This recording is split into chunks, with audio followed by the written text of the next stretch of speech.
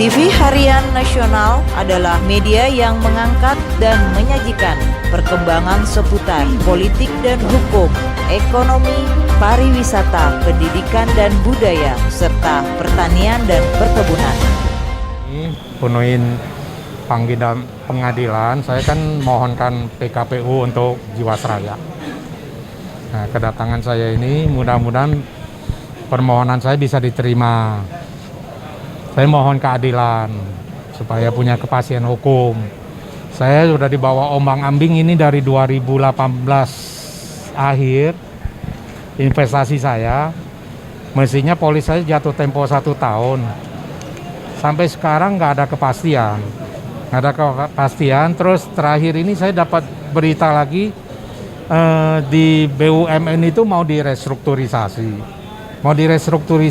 Terus ada keluar skema, Pak. Ya itu yang bikin saya sangat kecewa dan saya mempertanyakan lagi, itu apa benar saya mau dirugikan dengan cara begitu? Investasi saya itu seperti deposito bank 1 tahun, kembali plus bunga. Bunganya pun dengan deposito bank nggak beda jauh-jauh, 0,5-1%. Nah, saya menangnya di situ milik negara, saya percaya. Kalau saya nggak percaya negara tempat saya lahir ini, saya percaya ke negara mana, Pak? Benar nggak? Ini yang membesarkan saya. Negara saya nggak mungkin bangkrut. Kita ini kaya. Semua sumber alam manusia hebat-hebat. Makanya saya nggak ke bank-bank asing, saya investasi di BUMN Jiwasraya ini. Nah, ini kalau BUMN ini dirampok sama oknum dia sendiri, masa saya sebagai penabung investasi ikut terlibat, ikut nunggu? Nah, katanya ini milik negara. Tolonglah negara bantu selesaikan. Nah, apa mereka itu bawa nama pemerintah sampai ada skema pemotongan ini? Apa pemerintah mau merugikan rakyat seperti saya? Ya kan? Dosa saya apa? Saya rasa ini hanya permainan oknum, Pak. Mudah-mudahan kasus ini Pak Jokowi dengar, Pak Jokowi bisa menyelesaikan. Pak Jokowi mungkin dibatasin yang enak-enak, ABS gitu kan. Nah, Pak Jokowi nggak tahu sampai skema pemotongan ini. 15 tahun, Pak, saya mau dicicil, Pak.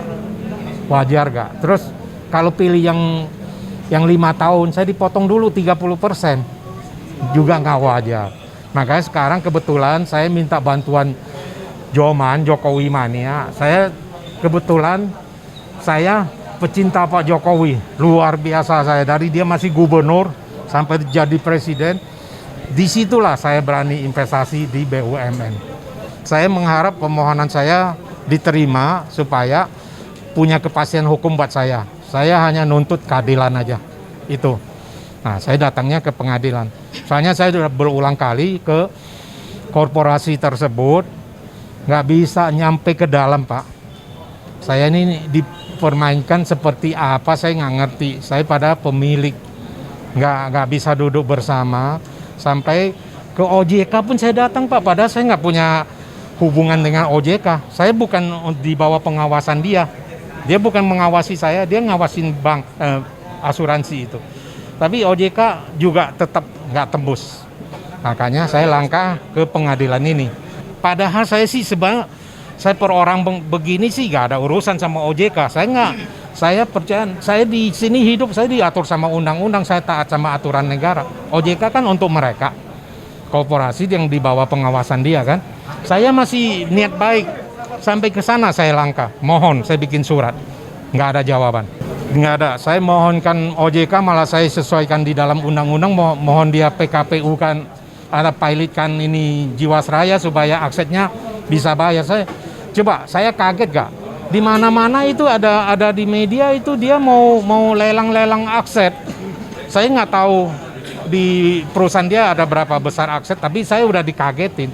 Mau dilelang, akhirnya saya mohon ke OJK, pilotkan bayar uang saya. Selesai, benar nggak? Tapi OJK nggak ada tindak lanjut, nggak ada jawaban. Saya baca lagi dalam undang-undang, hak saya bisa saya maju sendiri. Saya mohon ke pengadilan ini, mohon keadilan, itu aja. supaya ada kepastian hukum. Ya polis saya sendiri, istri dan anak. Ini hancur semua ada Pak rencana saya. Anak saya pulangin sekarang. Pada akses saya untuk pulang nanti bisa bantu negara kita ini biar lebih makmur apa. Itu hancur udah. Nilai polis saya total itu 5M. 5M. Ya bagi negara 5M sih sebenarnya kecil sekali. Itu sengaja dipermainkan supaya saya itu mungkin dipindahkan ke korporasi baru supaya ada pemotongan atau apa. Tapi nggak wajar, Pak. Nah, kebetulan mereka minta semacam saran dan sebagainya. Yang bisa kita lakukan adalah pendampingan non litigasi. Nah, hari ini coba kita dampingin beliau di pengadilan ini dan kita coba mau melihat apa yang sudah dilakukan. Tapi kita melihat bahwa korban Jiwasraya ini mayoritas 99% ternyata pendukung Jokowi. Itu tidak bisa disangkal. Nah, ditambah kita lihat berkaitan dengan nawacita dan sebagainya, Jokowi kan juga mau bahwa siapapun yang datang ke Indonesia ini berinvestasi dengan nyaman, apalagi beliau akan lagi membuat namanya Kementerian Investasi. Kalau seandainya Jiwasraya persis yang disampaikan Pak Tommy tadi, kalau negara pun tidak memberi kenyamanan buat warga negaranya, ya buat apa lagi? Artinya siapa lagi bisa dipercaya? Apalagi kalau presiden sudah mau membuat kementerian baru itu, jangan sampai ini menjadi presiden buruk buat investasi yang lebih besar. Makanya beliau mencari keadilan. Ini namanya negara juga harus hadir, harus ada di tengah-tengah masyarakat atau korban yang terjadi seperti Pak Tommy ini. Nah, harapan kita semoga ini bisa terselesaikan. Jangan sampai ini akan menjadi presiden buruk, itu aja.